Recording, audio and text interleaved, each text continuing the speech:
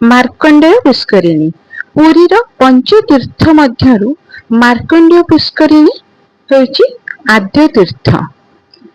ପାଞ୍ଚଟି ଆମର ତୀର୍ଥ ରହିଛି ପୁରୀରେ, ଯାହାକି ମାର୍କଣ୍ଡେୟ ପୁଷ୍କରିଣୀ, ଶ୍ଵେତଗଙ୍ଗା, ଇନ୍ଦ୍ରଧନ୍ୟ ସରୋବର, ମହୋଦଧି ଆଉ ରୋହିଣୀ କୁଣ୍ଡ। ତ ଚାଲନ୍ତୁ ଜାଣିବା ମାର୍କଣ୍ଡେୟ ପୁଷ୍କରିଣୀର ମାହାତ୍ମ୍ୟ କଣ ରହିଛି। ଜୟ ଜଗନ୍ନାଥ। ଆପଣମାନେ ଦେଖୁଛନ୍ତି ବାଣିଜ୍ୟ ମୋଟିଭେସନାଲ, ମୋ ଚ୍ୟାନେଲକୁ ଆପଣମାନଙ୍କୁ ସ୍ୱାଗତ।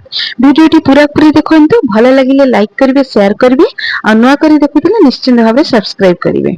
ତ ଚାଲନ୍ତୁ ଜାଣିବା ମାର୍କଣ୍ଡେୟ ପୁଷ୍କରିଣୀର ମହିମା କଣ ରହିଛି।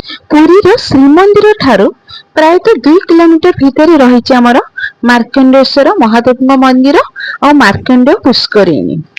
ପୁରୀର ପଞ୍ଚତୀର୍ଥ ମଧ୍ୟରୁ ଏହା ହେଉଛି ଆଦ୍ୟ ତୀର୍ଥ। ଏଠାରେ ମାର୍କଣ୍ଡେଶ୍ୱର ମହାଦେବ ପୂଜା ପାଆନ୍ତି। କୁହାଯାଏ ଏହି ମାର୍କଣ୍ଡେଶ୍ୱର ପୁଷ୍କରିଣୀରେ ସ୍ନାନ କରି ମାର୍କଣ୍ଡେଶ୍ୱର ମହାଦେବଙ୍କୁ ଦର୍ଶନ କରିଲେ ଅନେକ ପୁଣ୍ୟ ମିଳିଥାଏ।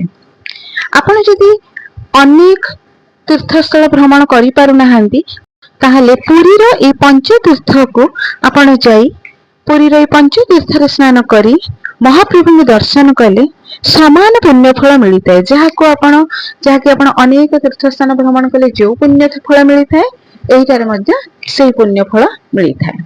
ପୌରାଣିକ ତଥ୍ୟ ଅନୁଯାୟୀ ବୃଷଣ ଋଷିଙ୍କର ମହାଦେବଙ୍କୁ ପୂଜା କରି ଏକ ପୁତ୍ର ପ୍ରାପ୍ତ କରିଥିଲେ, କିନ୍ତୁ ତାଙ୍କର ପୁତ୍ର ଥିଲେ ଅଳ୍ପ ଆୟୁ। ତେଣୁ ସେ ପୁତ୍ରଙ୍କୁ ଛୋଟ ବେଳୁ ମହାଦେବଙ୍କୁ ଆରାଧନା କରିବା ପାଇଁ ପ୍ରବର୍ତ୍ତାଇଥିଲେ। ଆଉ ତାଙ୍କ ପୁତ୍ର ମାର୍କଣ୍ଡେୟ ମହାଦେବଙ୍କର ଆରାଧନା କରି ନିଜର ଅଳ୍ପ ଆୟୁକୁ ଅନେକ କଳ୍ପ ପର୍ଯ୍ୟନ୍ତ ତାଙ୍କ ଆୟୁକୁ ବୃଦ୍ଧି କରିପାରିଥିଲେ।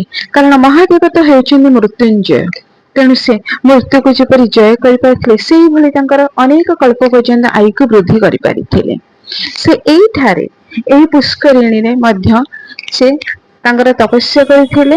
ଆଉ ଏଇଠାରେ ମାର୍କଣ୍ଡେଶ୍ୱର ମହାଦେବ ରହିଛନ୍ତି। ମାର୍କଣ୍ଡେଶ୍ୱର ମହାଦେବଙ୍କୁ ଏଇଠି ଦର୍ଶନ ଆପଣ କରିପାରିବେ।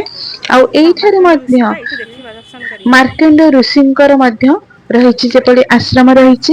ଅନେକ ପର୍ବପର୍ବାଣୀରେ ମଧ୍ୟ ମହାପ୍ରଭୁ ଜଗନ୍ନାଥଙ୍କର ଚଳନ୍ତି ପ୍ରତିମା ରାମକୃଷ୍ଣ ଏହି ମାର୍କଣ୍ଡେୟ ତୀର୍ଥକୁ ଭ୍ରମଣ କରି ଆସିଥାନ୍ତି। ଆପଣମାନେ ଏଇଠାକୁ ମଧ୍ୟ ଯେତେବେଳେ ଆସିବେ ତ ସକାଳୁ 12ଟା ଭିତରେ ଆସିଲେ ଆପଣ ମାର୍କଣ୍ଡେଶ୍ୱର ମହାଦେବଙ୍କୁ ଦର୍ଶନ କରିପାରିବେ। ଆଉ ତାପରେ ଆପଣ ସନ୍ଧ୍ୟା ଟାଇମରେ ମଧ୍ୟ ଆସିକି ମାର୍କଣ୍ଡେଶ୍ୱର ମହାଦେବଙ୍କୁ ଦର୍ଶନ କରିପାରିବେ। କିନ୍ତୁ ପୁଷ୍କରିଣୀକୁ ଆପଣ ଯେକୌଣସି ସମୟରେ ଆସିଲେ ମଧ୍ୟ ପୁଷ୍କରିଣୀକୁ ଆପଣ ଆସିପାରିବେ। এই ପୁଷ୍କରିଣୀର ଜଳ ଖୁବ ସୁନ୍ଦର ଆଉ ନୀଳବର୍ଣ୍ଣ। ଏଠାକୁ ଅନେକ ଶ୍ରଦ୍ଧାଳୁ ମଧ୍ୟ ଆସିଥାନ୍ତି। ଆଉ ଅନେକ ମାନସିକଧାରୀ ମଧ୍ୟ ଏହି ପୁଷ୍କରିଣୀରେ ସ୍ନାନ କରି ମହାଦେବଙ୍କୁ ଦର୍ଶନ କରିକି ତାଙ୍କର ମନସ୍କାମନା ମଧ୍ୟ ପୂର୍ଣ୍ଣ କରିଥାନ୍ତି।